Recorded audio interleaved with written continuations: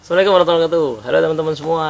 Kita mau bahas apa hubungan antara NLP dan Seven Habits. Oke, baik.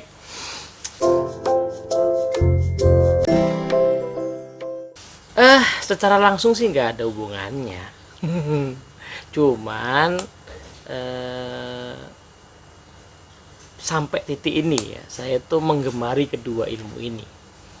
Gitu. Jadi saking gemarnya ya tanpa sadar ke bawah ya.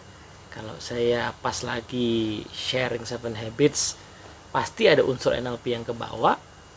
Kalau saya lagi sharing NLP pasti ada unsur Seven Habits yang ke bawah. Jadi dua-duanya kayaknya agak susah dipisahkan gitu.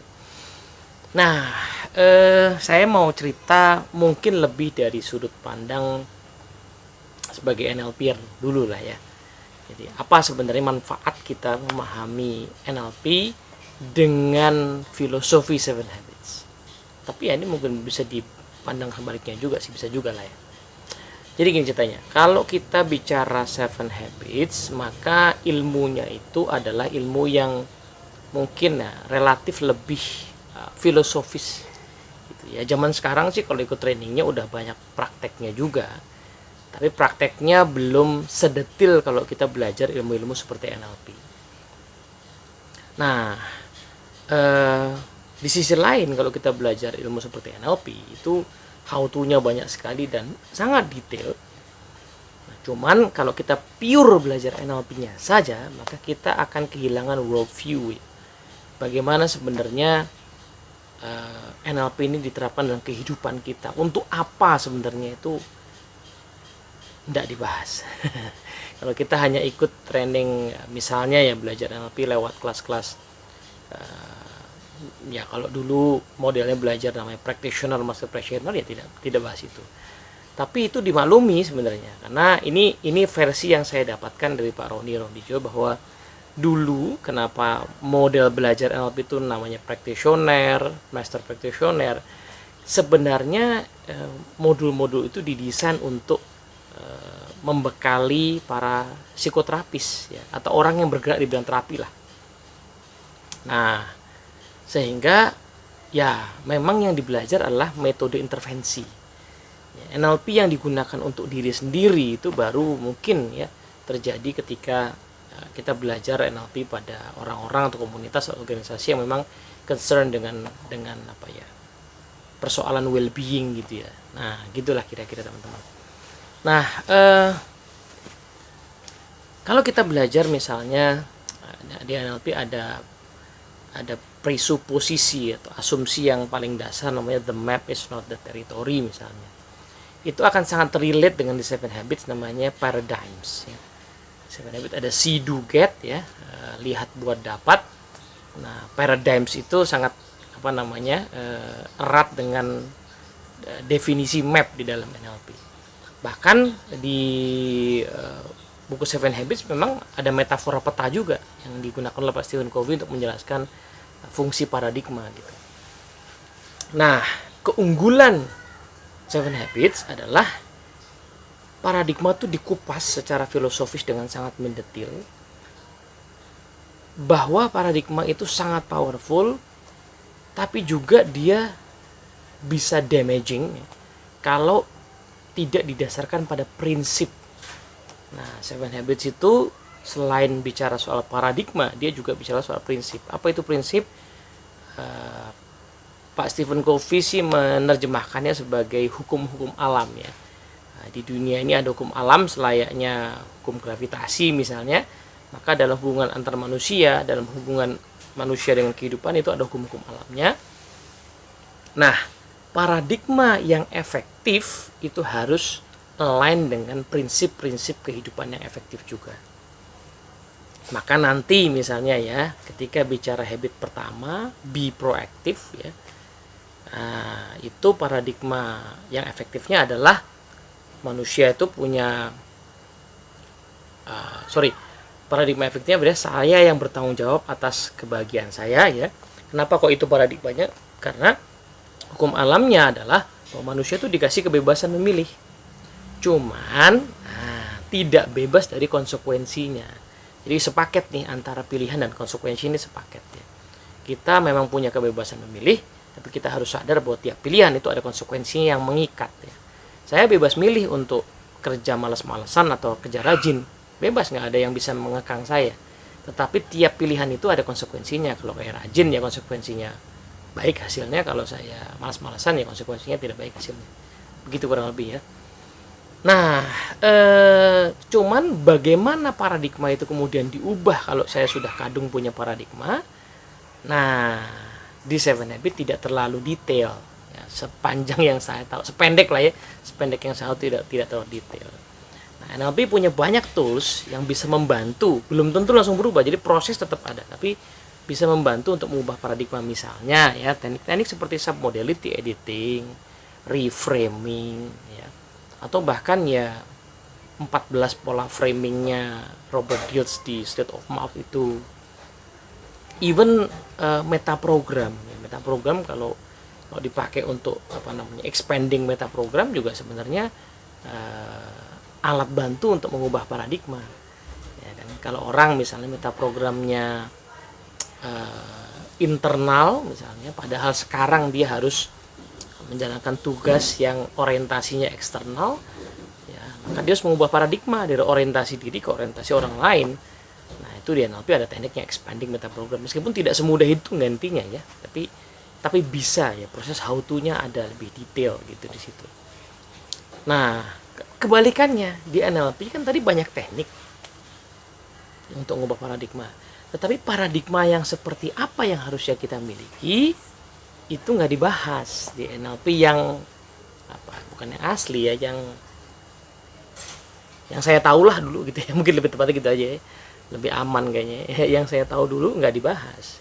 Kita baru akan ketemu map apa yang harus saya miliki. Nah, itu ketika kita belajar Seven Habits. Nah, salah satu yang sangat saya suka dari Seven Habits adalah penekanan Pak Stephen Covey terhadap principle centered itu. Jadi beliau mengatakan bahwa kalau di bukunya itu sangat detail bahasnya. Jadi bahwa ini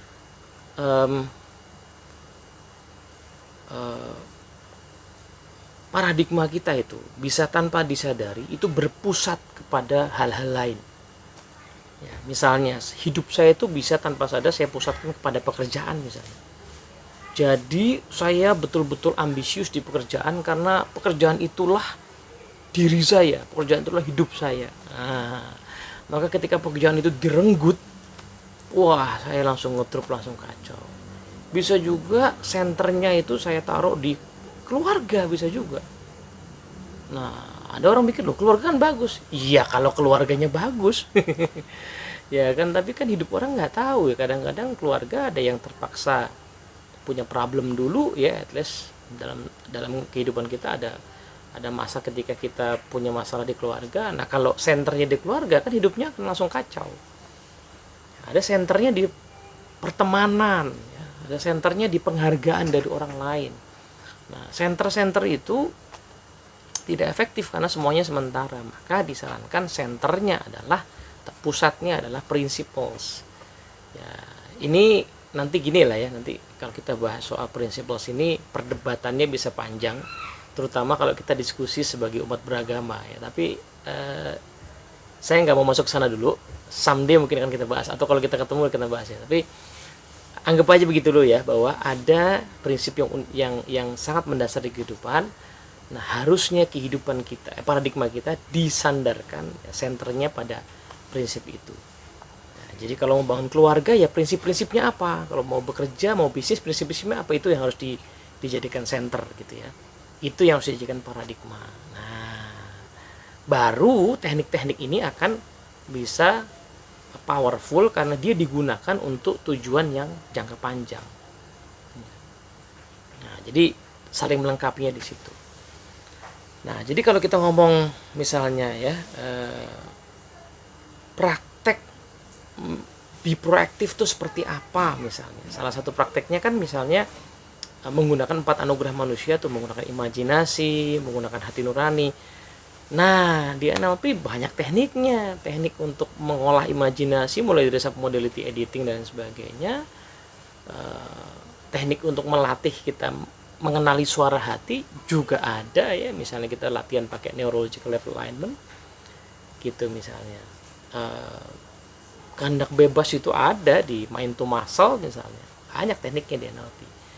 Nah sementara itu teknik-teknik di NLP tadi baru punya ruh, baru punya arah kalau kita jiwai dengan paradigma effectiveness yang kita pelajari dari Seven Habits gitu.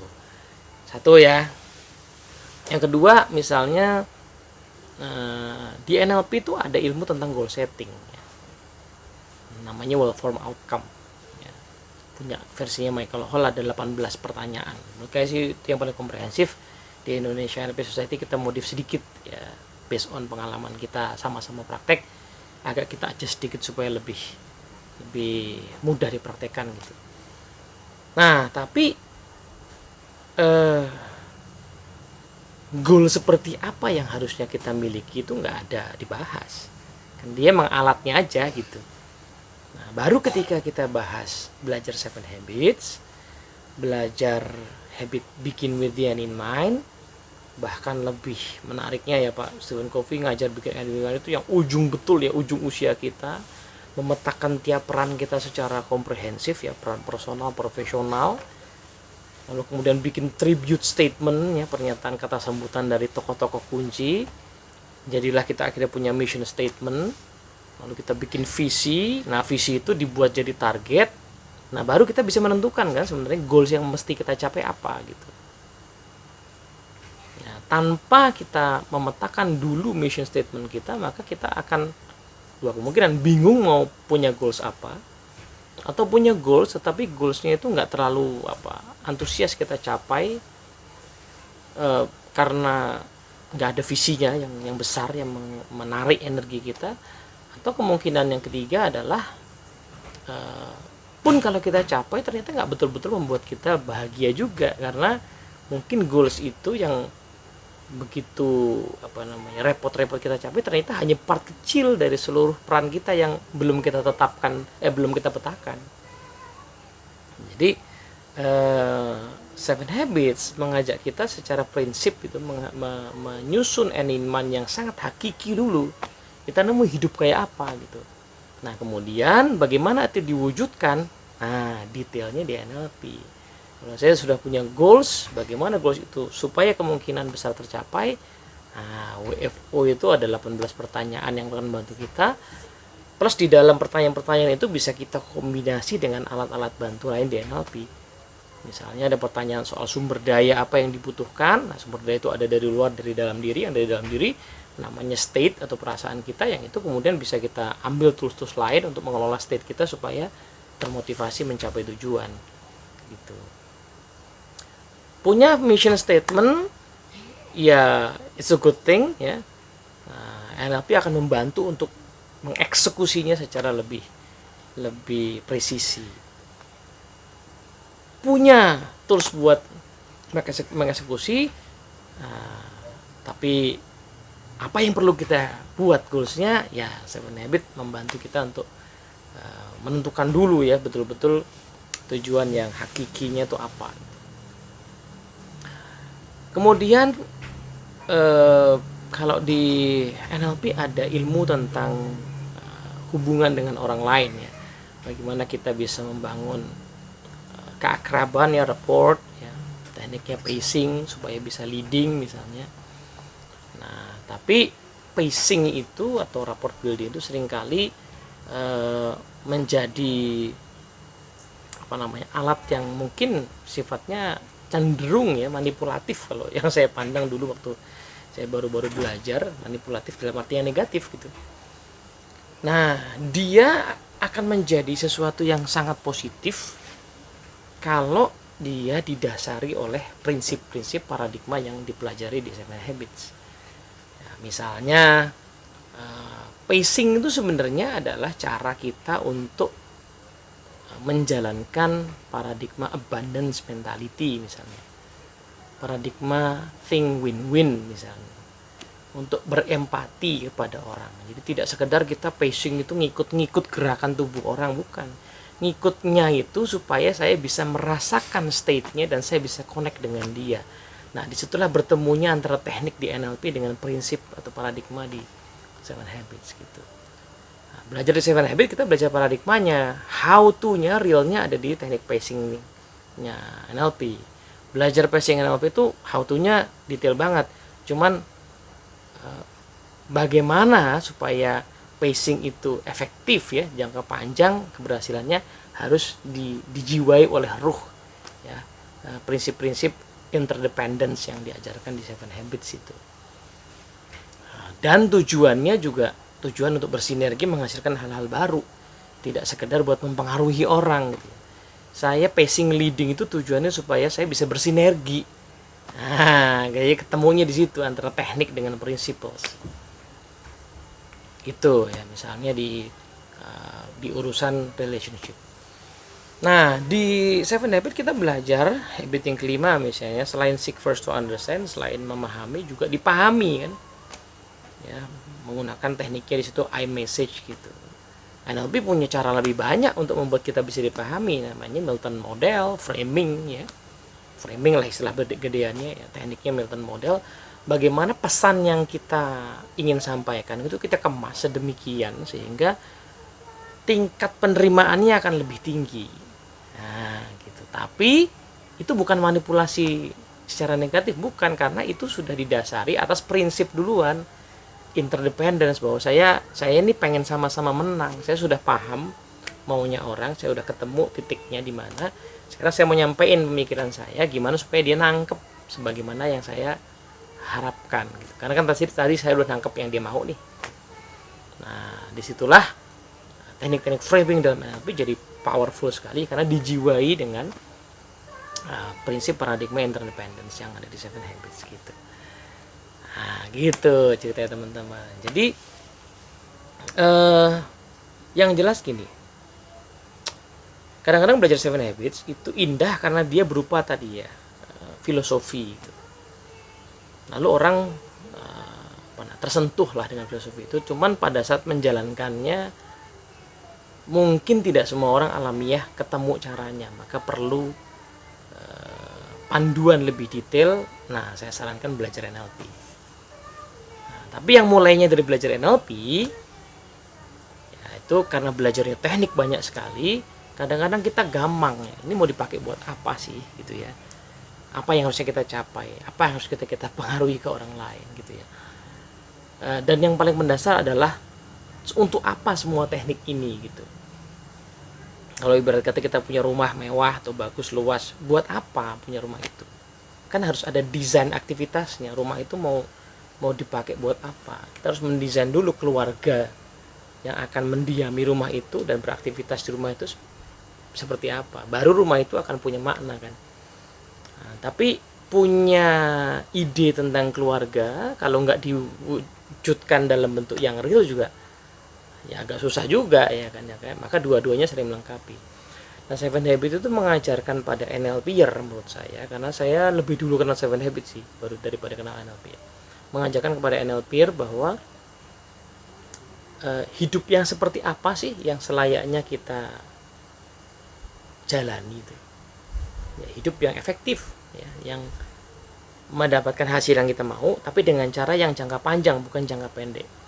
Nah, frame ini akan menghindarkan NLPer yang punya banyak tools ini dari keinginan untuk mendapatkan hasil jangka pendek saja ya, keinginan untuk mendapatkan hasil yang serba cepat ya, godaannya luar biasa. Soal zaman sekarang ini kita digoda untuk tidak sabaran menghasilkan sesuatu yang serba cepat. Nah, NLPer kalau mulainya dari NLP biasanya akan ada kecenderungan itu tuh, kecenderungan untuk serba mendapatkan sesuatu secara cepat gitu loh. Yang sependek yang saya tahu sih kenyataannya nggak begitu juga. Kata cepat itu kan selalu relatif.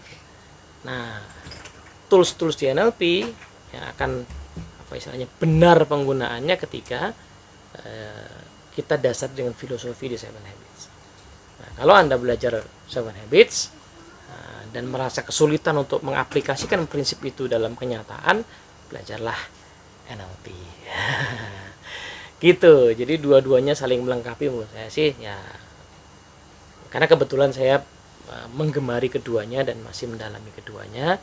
Jadi pada teman-teman yang belajar NLP, saya sangat rekomen banget ya. Belajarlah 7 Habits, belajarlah berkali-kali, dan coba aplikasikan prinsip-prinsip di situ dengan menggunakan NLP. Nah, pada yang belajar 7 Habits, kalau mengalami kesulitan atau merasa kesulitan, belajar dari NLP supaya how to-nya dapat, gitu, supaya real betul ya prinsip-prinsip ini bisa dijalankan. Oke, moga-moga manfaat. Assalamualaikum warahmatullahi wabarakatuh.